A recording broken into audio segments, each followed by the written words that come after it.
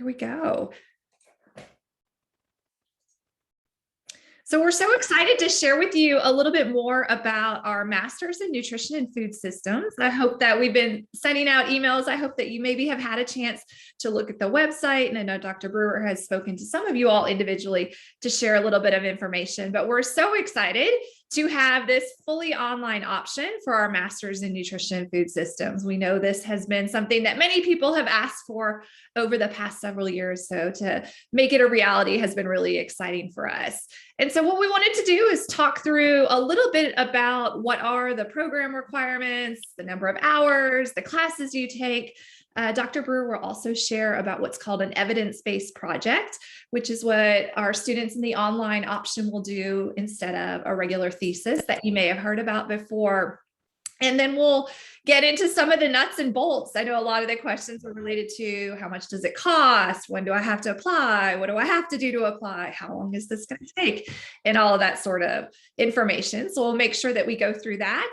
And thank you for many of you for submitting really great questions when you registered for the open house today. We'll make sure that we leave plenty of time to answer those questions.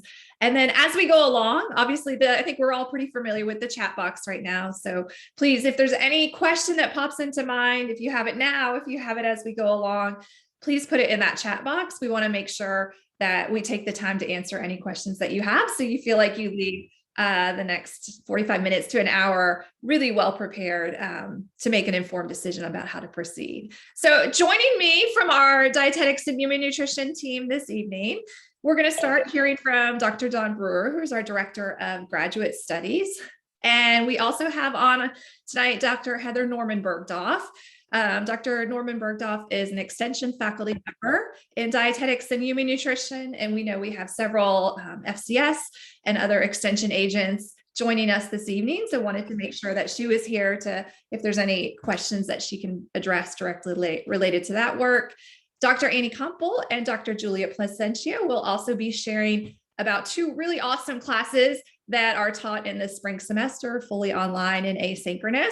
They'll share a little bit more about those classes and what they entail. So with that, I want to go ahead and again, introduce you to Dr. Dawn Brewer, who again is our Director of Graduate Studies.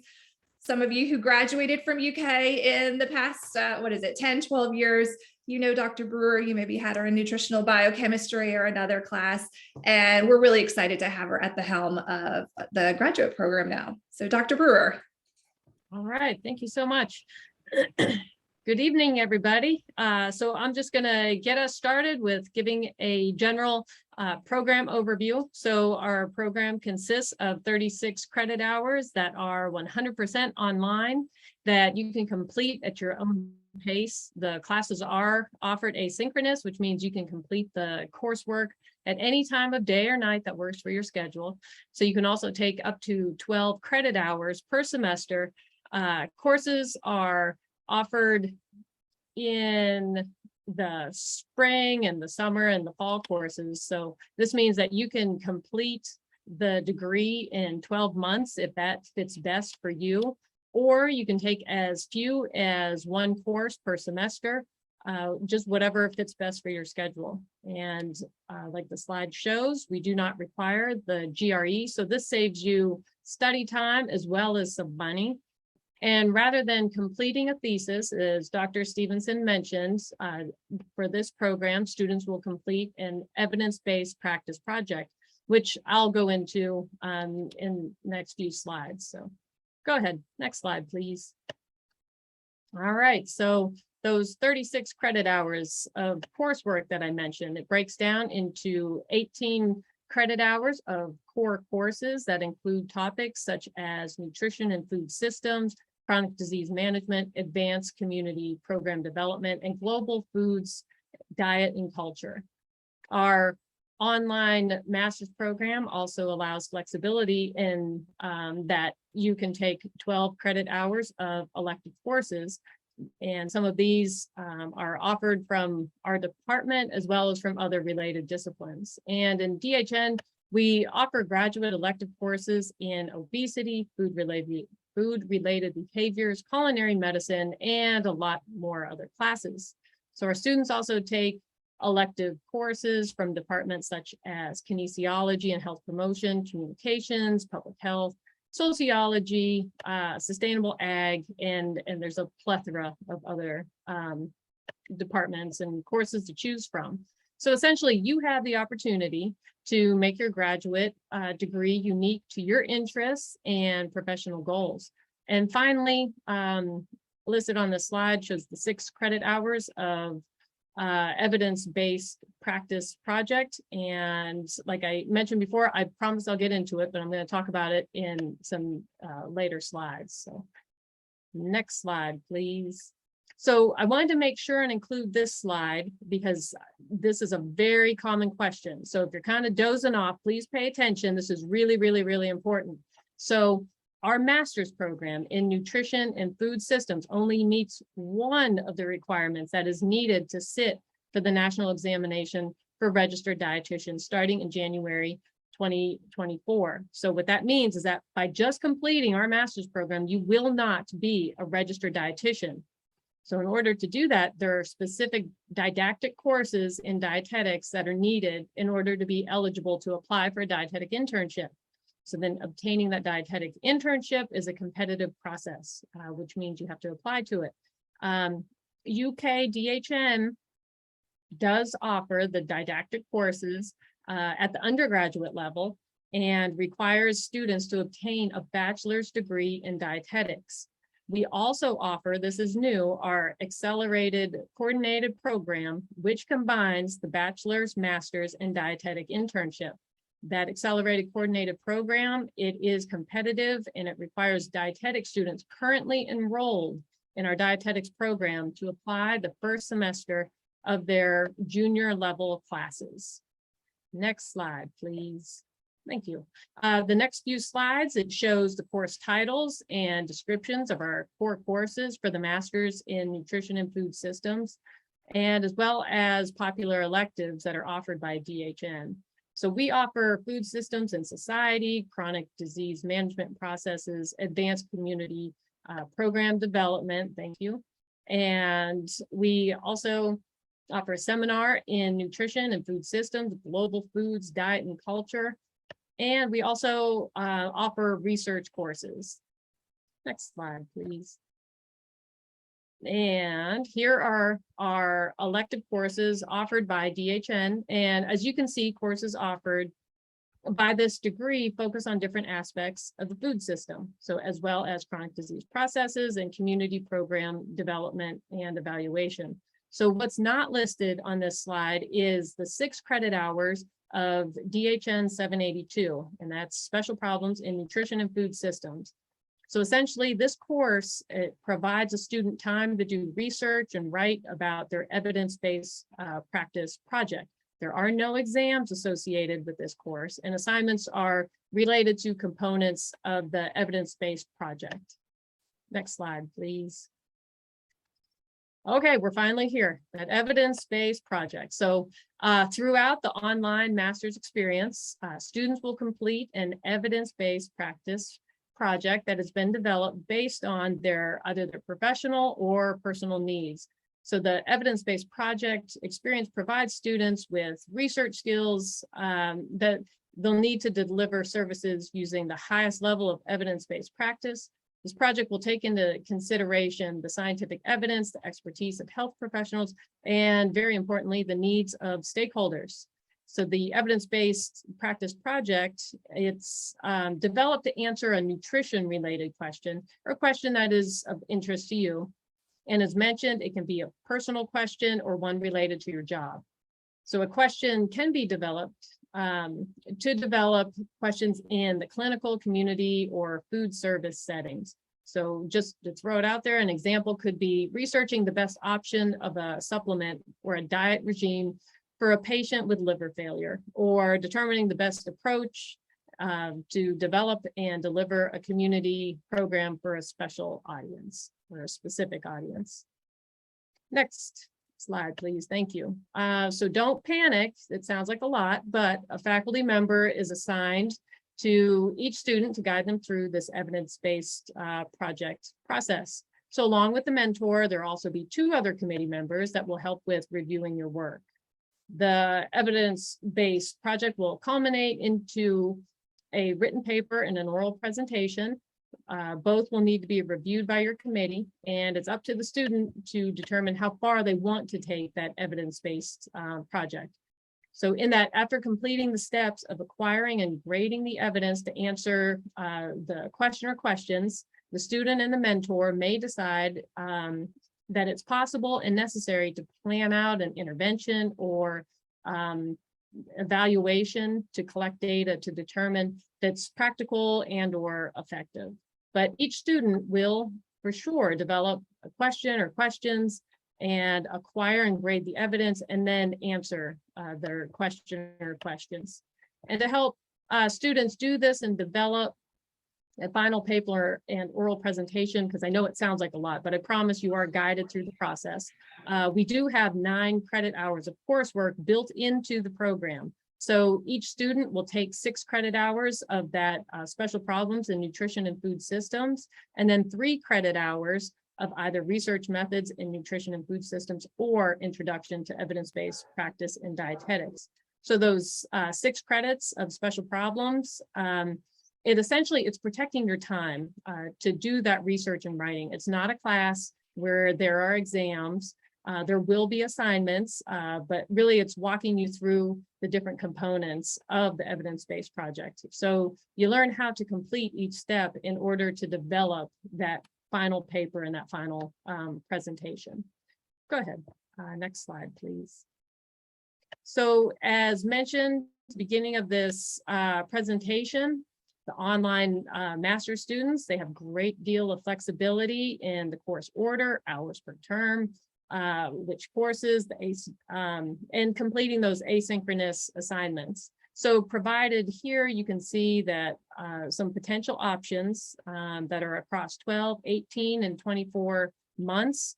Students can also choose to spread their courses out even further. And you might be limited to taking 1 class per session. It's really up to the student and what fits best for them. Next slide, please. So just quickly, I just want to go ahead and show the next slide.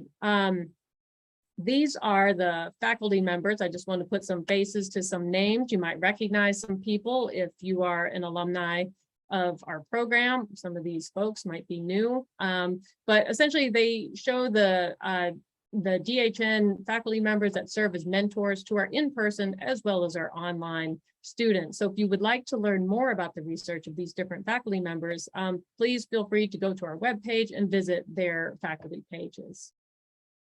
All right, next slide, please. And I am going to hand it off to Dr. Annie Kempel, who is an instructor for one of our courses that tends to be quite popular. So I'm going to hand it over to her to go in greater detail. Thank you. You can go to the next slide.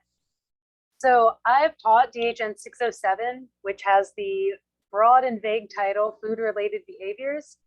And I see this course as being an opportunity to dig deep and ask a lot of questions. So you can see on this slide, I also have a lot of questions. And so we kind of start the course off by easing into a conversation about what is normal eating? What does that even mean? Is it what we should be eating by following, government guidelines like My Plate, or is it what we do actually eat? Because we know those two things are not always the same. And then who is this we we're talking about? Does it matter? Are we talking about white Americans, Black Americans, Native Americans, Nigerians, Palestinians? The list can go on and on and on. But when we're thinking about what we should eat, who is that we? That's something else we dive into in the course. And then to understand normal eating, you also have to understand abnormal eating and vice versa. So what is abnormal eating? Is it the product of a mismatch between our biology and culture? So in the past, I've gotten into some evolutionary biology. Is abnormal eating the misfiring of neurons? Is it food addiction or mental illness like an eating disorder? Is abnormal eating a response to loneliness or boredom, or are we looking to eat for entertainment? Can this be considered abnormal? Or do these play really important social roles sometimes? Is abnormal eating the political proliferation of cheap processed foods for the sake of profits? So this reflects that mismatch in biology and culture. Did we evolve differently from the foods that are widely available for us? The question we talk about. And then is abnormal eating due to a lack of time or low wages or stress from racism or sexism or gendered norms? And again, these two broader questions of normal eating and abnormal eating go hand in hand and really help to structure the course. Next slide. So the key questions, along with that question about normal and abnormal eating, is why do we eat what we eat? How much choice do we have in what we eat and how we eat and what we eat? And how are those choices formed? And so we explore, kind of like I mentioned before, we explore biology, psychology, society, culture, and then we end the course with 2 weeks, a 2-week deep dive into health at every size, looking at evidence for it, looking at myths around it or misunderstandings around what it is. And then we also do a 2-week crash course in intuitive eating. So again, looking at the evidence and also learning what the 10 principles of intuitive eating are and how maybe it can help us answer some of those million questions that we talk about during the course. So that's kind of in a nutshell, food-related behaviors, which is an elective offered through this program. And I will pass it back to Dr. Brewer, I believe. Yep. Thank you, Annie. I appreciate that. So next up is Dr. Julie Plasencia. And as I mentioned, she's a faculty member in our department. And she's going to talk a little bit more about another, it is actually one of the core courses for the online masters, which is also a pretty popular course. Take it away, Dr. Plasencia. Thank you so much. It's good to see so many familiar faces and then also some new faces. So welcome to this little open house. So next slide, please. So I teach this course called Global Foods, Diet and Culture. And this course is really based a lot on the research interest that I have and the research that I do. We want to explore food and nutrition strategies and how we can improve health outcomes of individuals of different cultures. And we take a global perspective in this course. Some of the goals are to examine how cultural influences relate to food choices, behaviors, and nutrition status in U.S. populations. But we also want to explore how the nutritional value of foods globally can also impact how we address disease prevention, interventions, and improve health outcomes. Next slide. The way that I do this in this course is that a lot of the diet patterns that we have today are actually not that new. So we try to implement some historical background. What is a historical impact? What is some of those heritage diets that individuals consumed that either brought to the United States, and then how are those reflected today? We talk about technological advances and how that's impacted our diet, and a lot of that has impacted through the nutrition transition. If you don't know what the nutrition transition is, take my class. I also really talk about media and environment and how that really impacts the choices that we make on a daily basis. So this course really complements what Dr. Kempel's course also talks about. The last thing that we do in this course is cover domestic and world hunger and strategies that are used to address these. All of these factors that I have listed here are areas of research, areas that I've done research in. So I've done research looking at how advert games on your phones, for example, there's free games, they're called advert games, advertisement games. And a lot of us, maybe parents, I'm not a parent, but I know that a lot of parents allow their children to play with games on their phones. But have you ever looked at those games? What are they advertising to children? A lot of food advertising is done through them. And some of the studies that I've conducted show that it's really unhealthy foods they're promoting through these free advert games. Because technology is changing so quickly, it's really important to understand. I have to add air fryer into my lectures now because that wasn't a technological advance that was a factor that influenced dietary behaviors, but it is now, and especially in the US. So I try to make sure that we have a lot of updated information in the course, that I can share a lot of the information that I've learned through my own research, And that way you leave with a whole, a larger perspective on the factors that influence the diet patterns of individuals living in the US and globally. So thank you. I'll answer any questions if you have any. All right, great. Thank you so much, Dr. Plasencia and Dr. Kempel. Appreciate you going into detail about those great classes. So now we are moving on to admissions criteria and such, and a lot of this information is available on our website, but I just want to run through it and also address some common questions that I get about this part of the process. So as far as admissions to the master's program, the online program, it's selective and competitive. And just to describe the type of student that we're looking for, competitive applicants demonstrate that they can work independently as well as with a team, and that they can be successful with responsibilities while managing different commitments.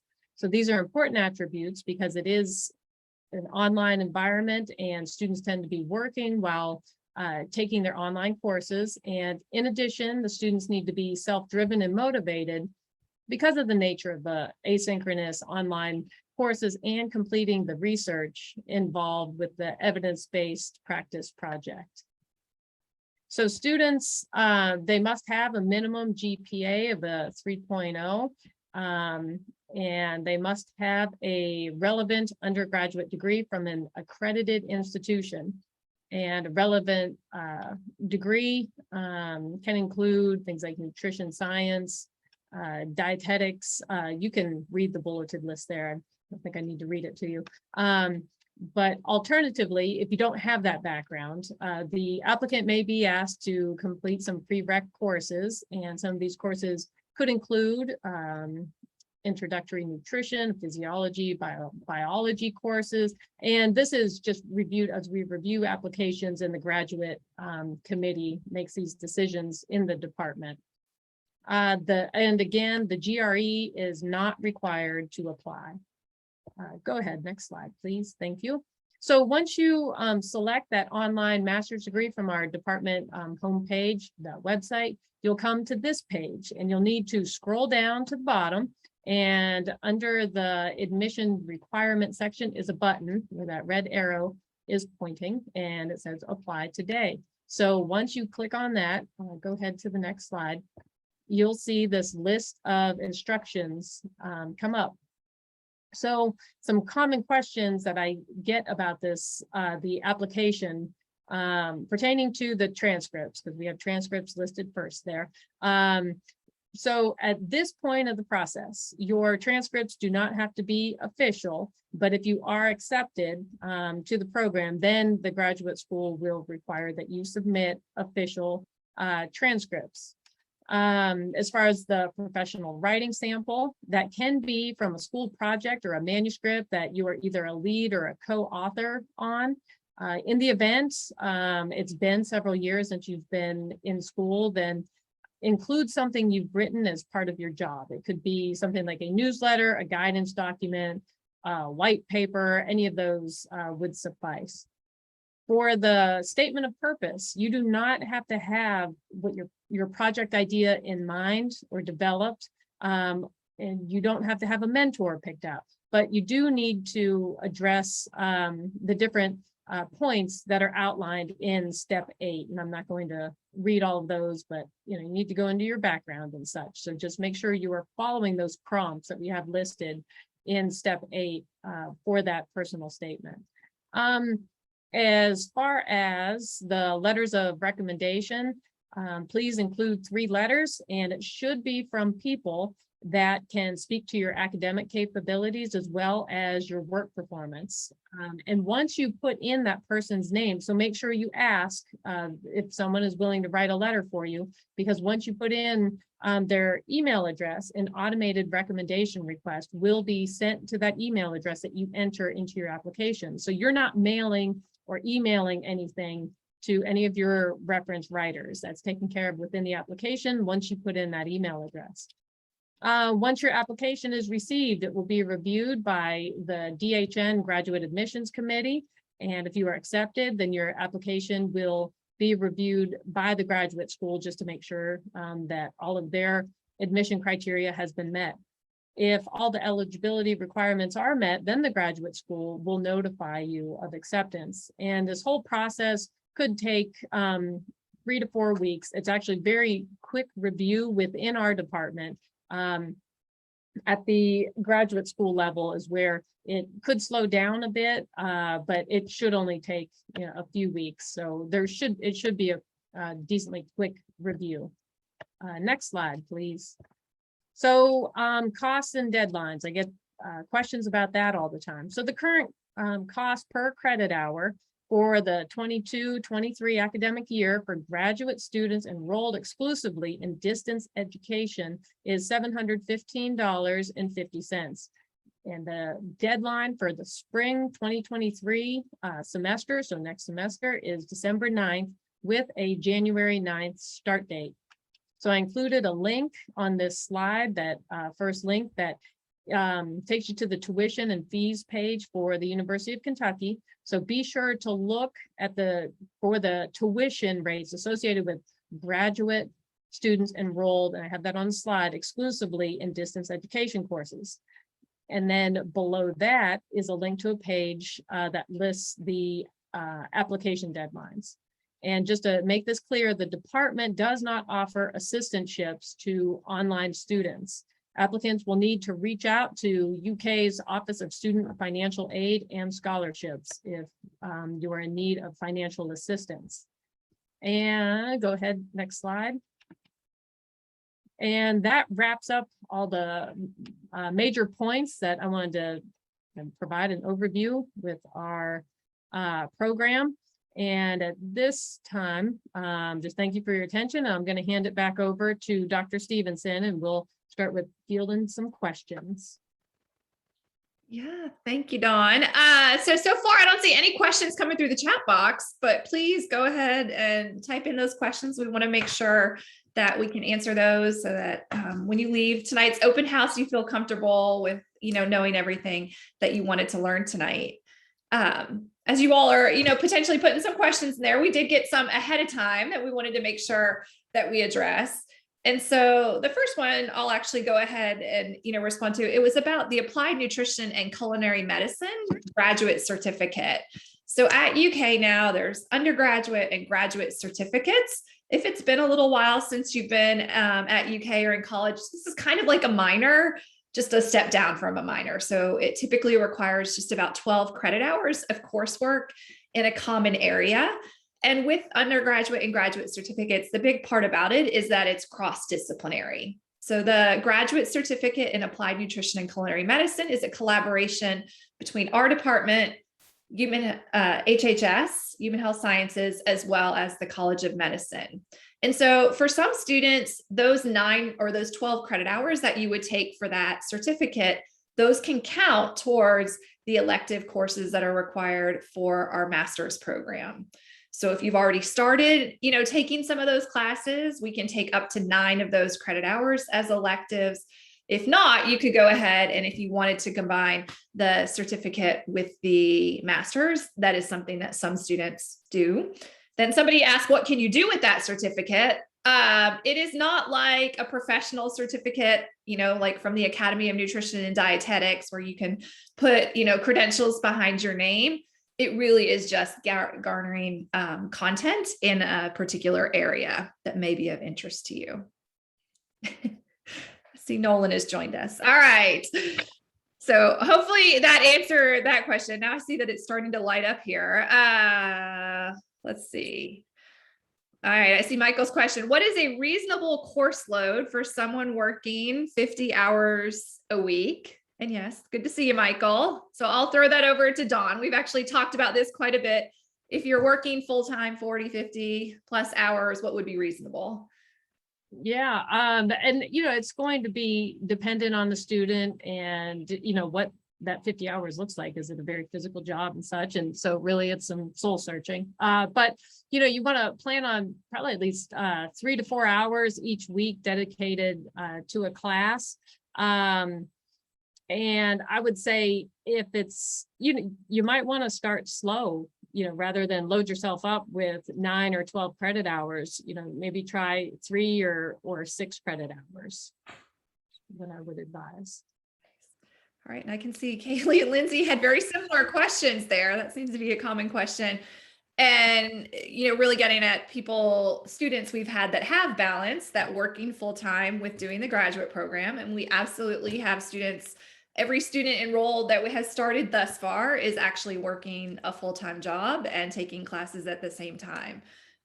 They certainly spread out those classes. We don't want to be too aggressive and go for 9 credit hours the first semester, but starting slowly. One thing we've tried to do as well is make sure that we have offerings during the summer. So you could do a fall class, a spring class, and then you could also we'll split it up in the summer, maybe a 4-week summer and then an 8-week summer as well. So for some students, they find that to be advantageous to have it spread out and just to do the one class at a time. But at the end of a year, you would be done with 12 credit hours, which is a pretty nice step in moving towards getting that graduate degree. We have an extension agent who's currently in the program. So I know that there's some extension folks on. So again, I think that extension agent, Donna, correct me if I'm wrong, just does the 1, maybe 2 classes per semester. Yes. Yeah. He's done 1 before, and then he's done 2 classes, and it just depends on his personal life and what is happening with work. And so he's doing fine.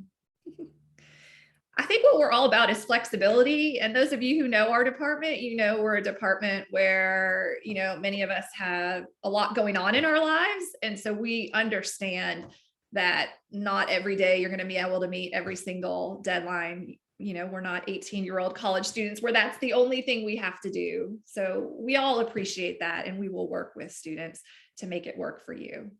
Flexibility. I revise his course plan every semester because he changes. So I just roll with the punches. That's fine. All right. So we have a question here. If I received a BA in psychology, it's not a science, I wanted to make sure I'm able to apply, or would I need some prereqs that were mentioned? Dawn, do you want me to take that one? I can start that answer there. Oh, so sure. It depends. That is the answer to that one. So it really depends. As part of that bachelor's in psychology, did you take any, biology, chemistry courses, maybe an anatomy, physiology? We try to make it work, but to make sure that also you're prepared for the graduate coursework. So for some of our students, they do actually have to pick up our intro nutrition class, which is DHN 212, which some of you on this have taken that class. It's an easy, fun class. We offer it entirely online. You can even take it over the winter. I teach it in a 2.5-week session, which is intense, but you just knock it out and get that done. So really it would depend. And Dr. Brewer could look at, your transcript a little bit and see what classes you've taken. And again, we don't want to make it a barrier to getting the master's. There are, some certain prereq courses you should have. Maybe if there's an opportunity to take it as a community college, that would certainly work. You don't have to take those at UK. I think I got that, Dawn. Anything else to add? I don't think so.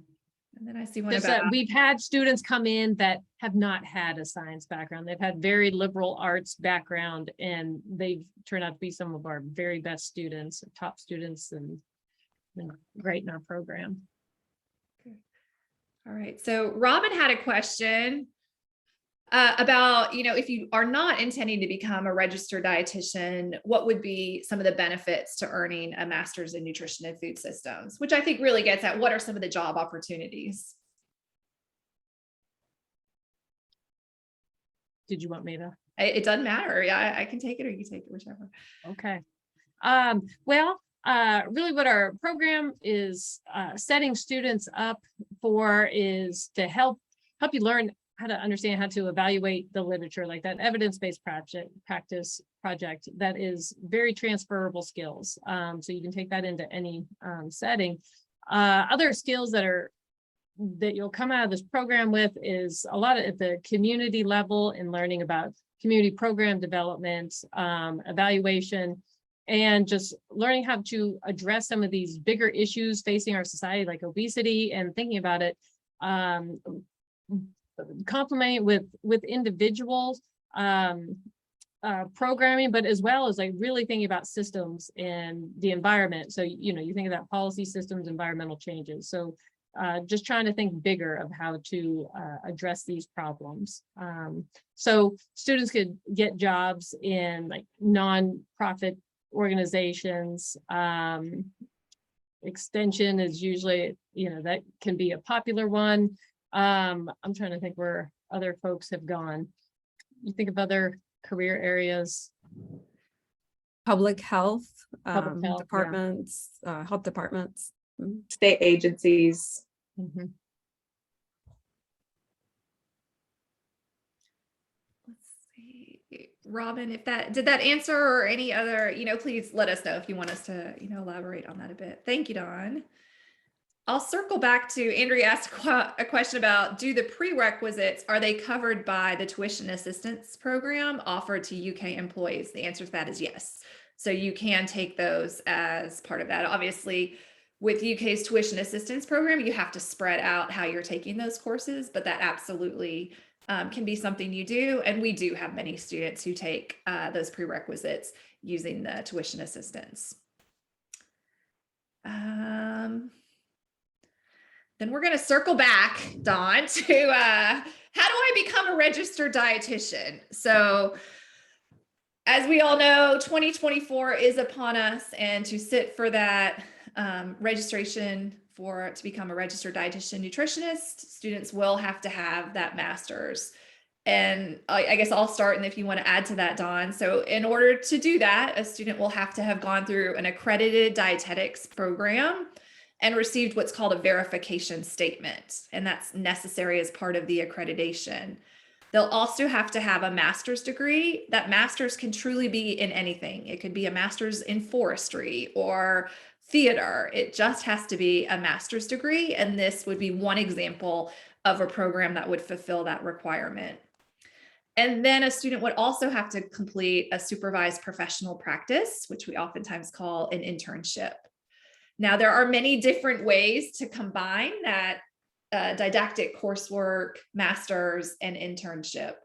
One question that we do get is, do we have an MSDI combination option?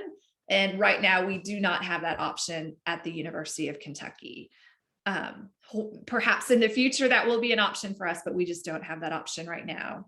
A second question we get asked is our dietetics program, which is an online or an undergraduate program, is it available online? And right now, we do not have a fully online option for that bachelor's in dietetics. Maybe here in a couple of years that we'll, you know, have that ready to go, but right now that is not an option for us. Anything to add, Dawn? Other than the only thing I would add, because you did that nice succinctly, you got to hit the major steps. If you maybe missed what Dr. Stevenson said, I encourage you to go to eatright.org or just Google how to become a registered dietitian, Academy of Nutrition Dietetics. And it will show you, you know, there'll be lots of information about the steps to follow and the different options. I see we have a question here about, is there an opportunity to work ahead on assignments, exams, lectures in the online program? And definitely, we try to be as organized and provide as much content and information ahead of time. It will certainly depend on the individual instructor and the course. There'll be some variability, but we certainly have prioritized allowing students, yes, to work ahead. So if you know you have something major coming up in your job responsibilities, yes, you could go ahead and knock out some of that work for the most part. Sometimes exams are certainly set on particular days, and that flexibility would really be dependent on the instructor. But, you know, for most of our courses, absolutely everybody, you can work ahead, and we see that happen quite a bit. Are the lectures live? The answer to that is no. We have learned that just makes it impossible for working folks to complete a master's online. So while they're working at the same time. So every course that you will take that's within the required courses, perhaps some of the electives, this is not the case, but all of the courses that we offer in DHN as required or electives are taught fully online and asynchronous. So there will be recorded videos you watch and other sorts of activities to do, but it really will be at your own time. Again, just hoping to make it a little easier for people to actually do the course. And I see, thank you, Julie, for putting in there those steps to becoming a registered dietitian, which, as we keep alluding to, is a complicated process, to say the least. All right, there's a question about, is this a competitive admission? Are there only a certain number of spots, or is it just based on the admission requirements? Dawn, I'll throw that over to you.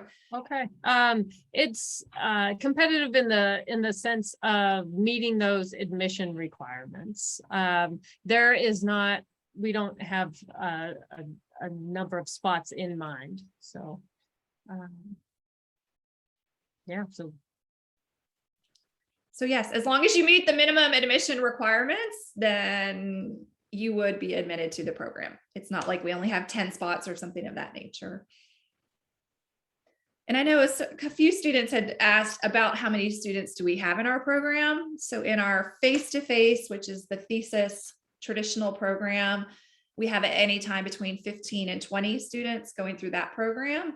And we're anticipating about 20 to 30 students going through the online program. So you would expect that your classes will probably have about 15 to 20 students in them for the online.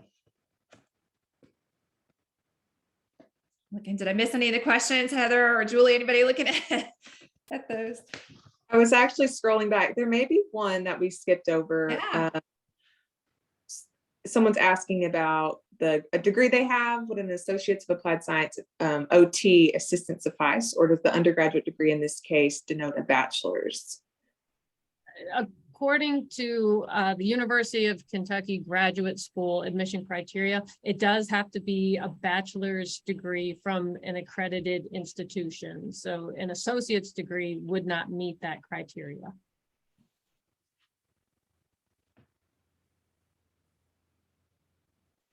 And we just had another one pop in from Alyssa.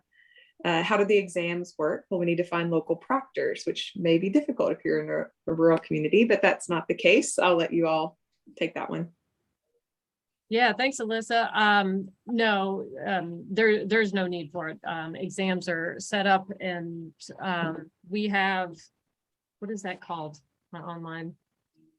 I just set it up, but anyway, there's something you don't need a proctor. Your computer spies on you. Lockdown browser. Lockdown browser. Thank you. All right, I'm just looking through the list here that we had gotten ahead of time, just to make sure that we had gotten. We do have, I don't know if any of our students who are international students have joined us this evening, but there were a couple of questions about how this degree would then translate back to an individual's home country. Is it internationally accepted? Yeah, and I would say that's not really on our university to decide that. That would have to be decided upon, the student's home country or wherever, they're trying to have that degree recognized. Then another one of the I'll questions. add a little bit. Oh, go I'll ahead. add a little bit to that. If you are an international student and you are in a program in the United States and you're here in the US, I think you have, like this program is part of a larger accreditation body. So it is an accredited program. It falls under the university accreditation. So if your employer or somebody you're seeking in your country is looking for you to have a degree from an accredited university, this degree does count towards that. Thanks, Julie. Let's see, I have a bachelor's in hospitality management. I wrote a lot of culinary courses, but only one nutrition course. Would that be acceptable? Or would I need to take more undergraduate classes? So interestingly, we actually have a student right now in the program who has that exact same background. And for that student, they are having to do, we've created a self-paced kind of remedial course to get you everything that you would need so that you can go into the master's classes. And for that student, they got started on some of the courses that didn't require a little bit extra in terms of physiology and biology, a little biochemistry thrown in there, not to freak anybody out, but there is a little bit of that we want students to have to best prepare them. But we do have that offered as a self-paced course, which means there's no tuition associated with doing so. There is a nominal fee of $100 for the online course materials that go with it, but that is the only fee associated. So if you come with that hospitality management, that I believed on, that should be the only class that's going to be that self-paced to get you going and ready into the master's classes. Yep, that's correct. Yep. All right, then I love this question. It's basically, what makes this program unique versus other programs, and why would you choose this one? Let's see, why would you? So that is a really good question. And I would say in searching around and looking at different graduate master's level programs, ours is really an intersection with community and food systems, with a little bit of metabolism thrown in there. And when you're looking at other programs, it tends to either be very clinical, very science-based, very public health. And ours just throws a mishmash of bits of those in there, with the emphasis on food systems. Anyone else want to add anything to that? No, I think that's a good way to explain it, that when you leave this program, you really have a well-rounded understanding and appreciation for nutrition and how it fits in so many different sectors and how complex it is. Even if you're thinking about Dr. Placencia's class and then Dr. Kempel's class and seeing some of the titles of the other courses that are required, I think that's one of the true benefits, is that you just have a well-balanced understanding what nutrition is and how it can fit into several different careers. And you can tailor it also to fit whatever your needs are or the next step that you want to take. So I'm extension faculty, so I'm always thinking about my extension agents out there. So, you really could tailor this more to thinking about rural communities and community health, or even tying in some of the fully online asynchronous courses with the FCS certificate. So really, you could make this a really unique experience for you. I think that is one of the biggest sells and one of the things that distinguishes this program from other nutrition programs, masters that are out there. Julie, do you have anything to add as well? No, she's. No, you guys did a nice job. And I'll just add, I think what makes our department really unique is that it is broad. We're in the College of Agriculture, Food and Environment. We have the College of Medicine right next door to us. We have this amazing extension network. So there really is something for almost everyone, depending on what your interests are. As a large university, I think that's one of the greatest benefits, is that, there's a place for you, and we will try, yes, there's some core courses to take, but we will work with you to make sure that those electives really fit whatever it is that you hope to get out of the program. And I think that's something that you don't necessarily see at all institutions that makes it unique. Just kidding. I do have something to add. All right, good. Let's hear it. And it's actually about our faculty.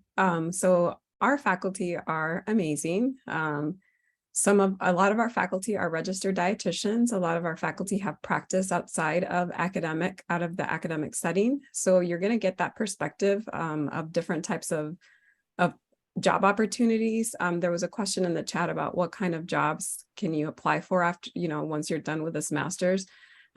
There's like a lot of different types of public health, like Dr. Norman mentioned, the health departments, state agencies, federal agencies. There's a lot of different places that you could still apply for jobs, but the biggest benefit is actually the connections that you make with the faculty. A lot of us work with people all over the country and all over the state. So I think that we're kind of like your connection to possible opportunities. So kudos to our faculty. Agreed. So I see a question came in, if you have that degree in FCS education, practicing as an FCS extension agent, do I need to take more prereqs and such? It really will depend, but I'll also add that we do take on-the-job experience and training as part of this holistic approach to looking at somebody's courses. So if you've been teaching nutrition education, no, you do not have to, take a nutrition class. You've already demonstrated having that competency. So we try to make it so that you don't have to take these courses unless somebody is really lacking that knowledge area. Again, with the ultimate goal being, we want to make sure that you're prepared for the graduate class so that you can be successful in those graduate classes. But we do not want that to be a barrier. And I'm thinking almost every, if not every SDS extension agent, you have met the prereq sorts of requirements for nutrition. Is there a time lapse in terms of that physiology, biology, chemistry? If you were getting a verification statement to become a registered dietitian, yes, there is a timeline. But for our masters, because we are not an accredited dietetics program at the master's level, we do not have that same limitation. So if it's been a little while since you've taken those courses and you still feel like pretty confident in them, you do not have to retake those courses unless you really wanted to. But again, that is a big difference. And if anybody's interested in dietetics, that is a difference between becoming a registered dietitian and getting that accreditation statement versus a master's. Heather, you're so good at scrolling through. Have we missed any other questions that have come in? I know we're hitting towards the end of the hour here. So if anybody has any other burning questions, if you want to put those, these have been awesome. I love, hearing these really great questions. And because it's a new program, we want to hear from you and what we can do to make it beneficial for everybody throughout the state.